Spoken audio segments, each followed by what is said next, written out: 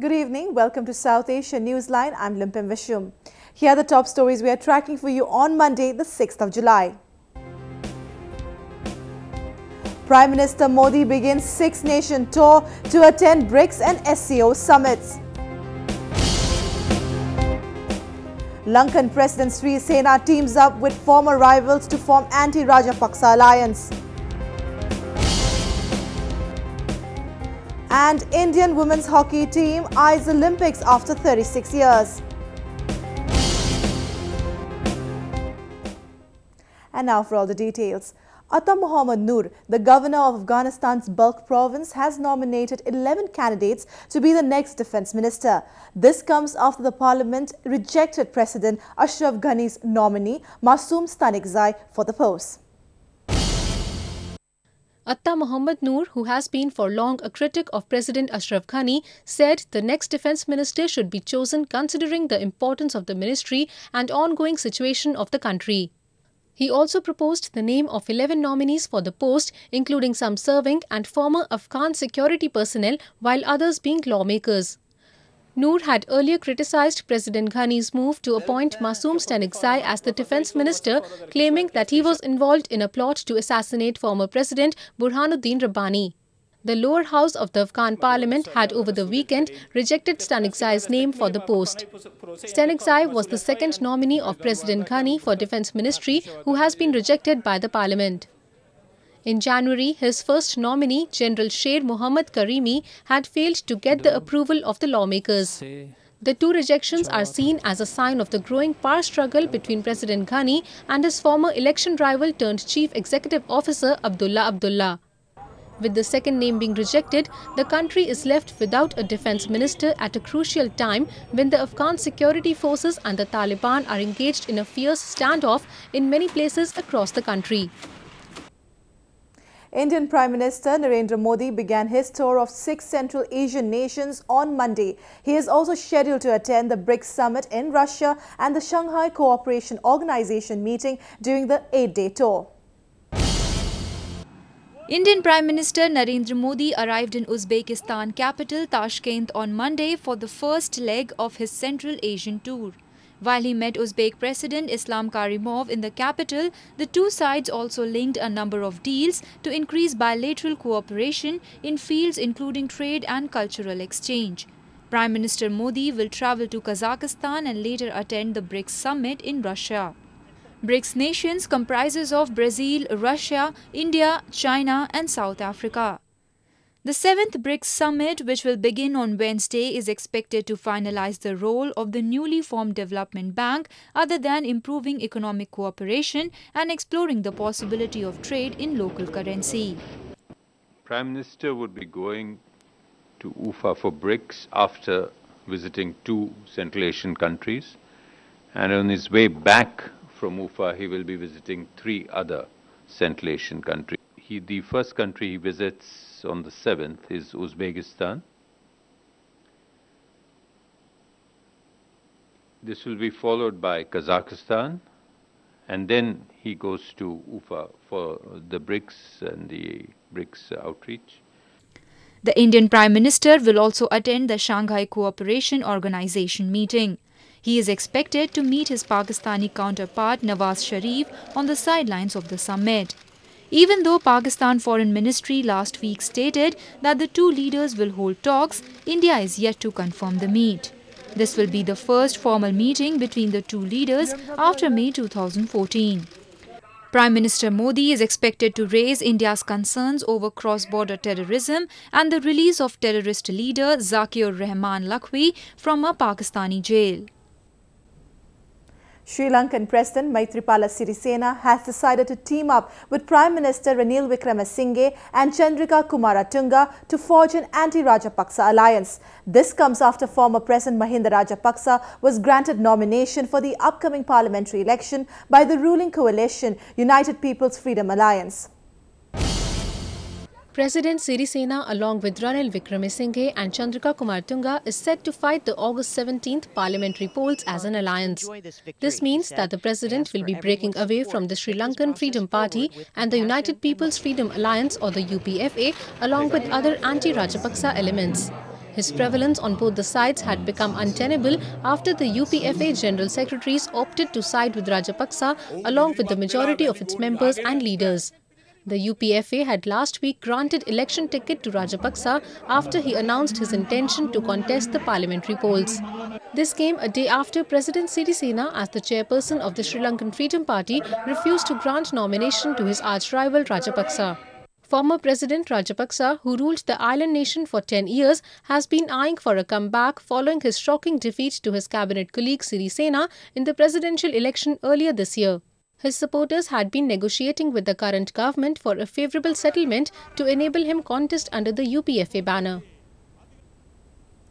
Cricketer turned politician Imran Khan cannot seem to make up his mind over his battle with television anchor Najem Sethi. He gains claims that Sethi played a role in rigging the general elections in Pakistan in 2013, barely a few days after his own party apologized for the allegation.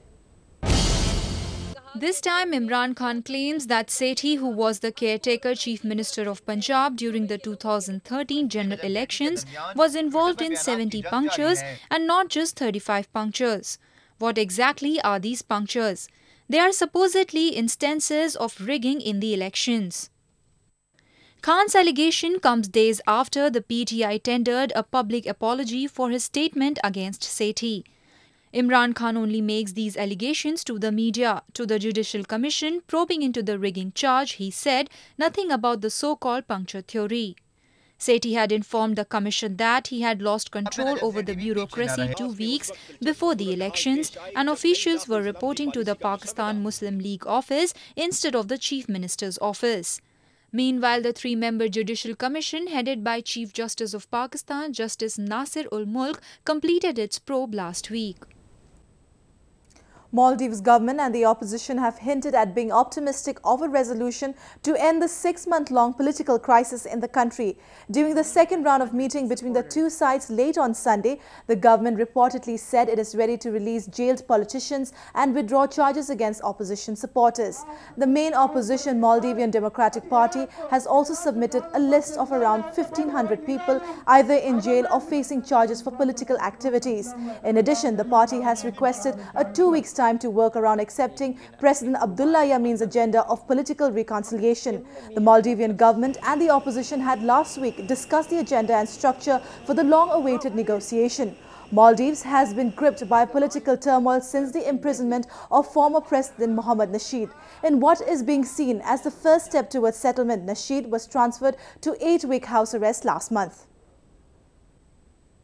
The circulation of unaccounted or black money has for long been a big challenge for the Indian economy, as it cannot be traced or taxed. To check this, the government is now promoting more online transactions, but many feel it is still a distant aim, mainly due to the low presence of e-payment method. A report. This is common across India. This isn't.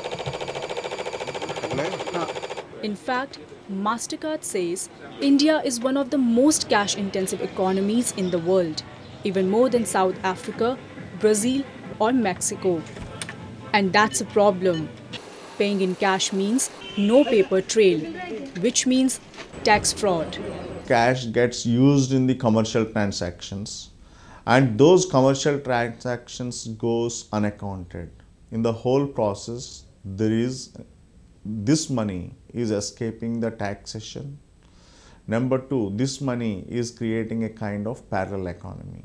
So the right way is to create an atmosphere where the usage of the cash comes down, bring the transactions accountable into the taxation system, and make the economy more transparent. So the government is stepping up its act. The high transaction cost of e-payments can sometimes be up to 3%. So many Indians stay away. But the government now plans to offer tax concessions and rebates to make the use of plastic money cheaper. But for a country like India, it's never that simple. Not only technology in terms of safety, technology in terms of speed, technology in terms of reliability is going to be a big issue. For instance, if you go to tier 2, tier 3 cities, leave aside internet, they are grappling with power shortages. If there is no reliability in the system, there will be no incentive for them to change from cash economy to an online economy. The number of debit cards in India has reached 500 million. The idea behind a cashless economy is to curb unaccounted money. Less than 3% of Indians pay income tax. So, this is just one step in a long and difficult process to get more Indians to pay up. While they are now only a step away from their grand Olympic appearance, their fans could not stop beating drums of their success. Take a look at how the Indian women's hockey team has ignited passion among sports lovers. Indian women's hockey team returned home to a rousing welcome on Monday with their berth for the 2016 Rio Olympics almost booked. Amid music and dance, the fans greeted their team at the airport in the capital New Delhi after it finished 5th in the Hockey World League semi-final. The 1-0 victory over Japan at Antwerp on Saturday has kept its chances of qualifying for the sporting extravaganza alive. While the official confirmation is awaited, the team said they are already focused for the big game in Rio de Janeiro next year.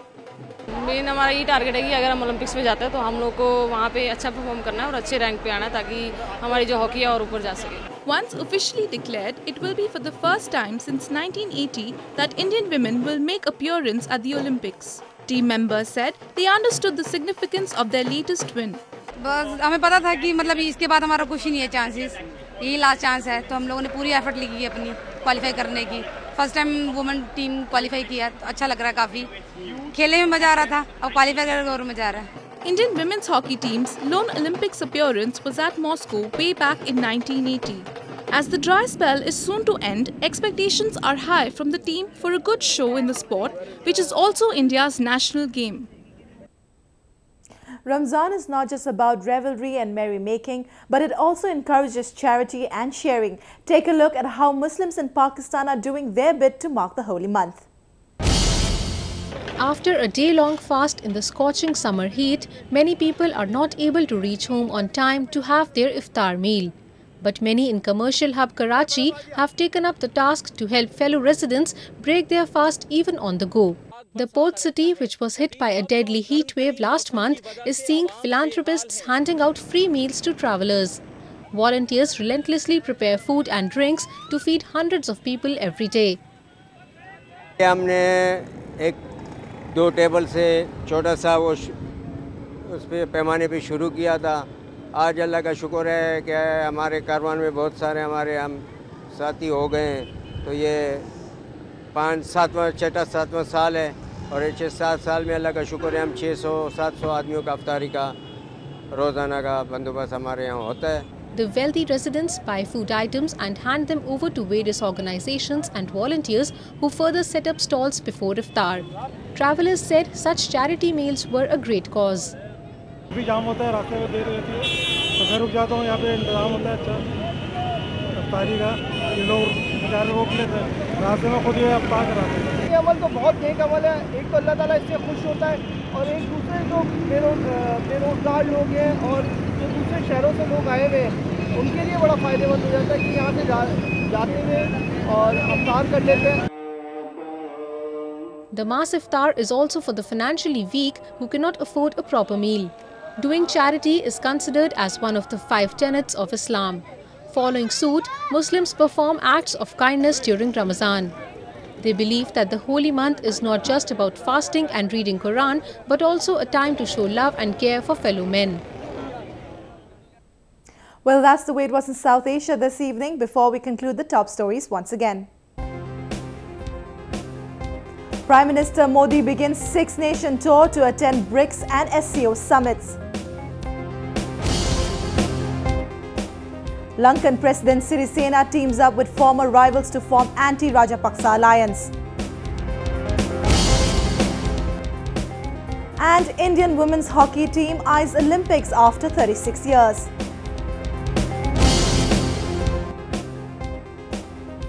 Now our viewers can watch the show on SouthAsiaNewsline.com.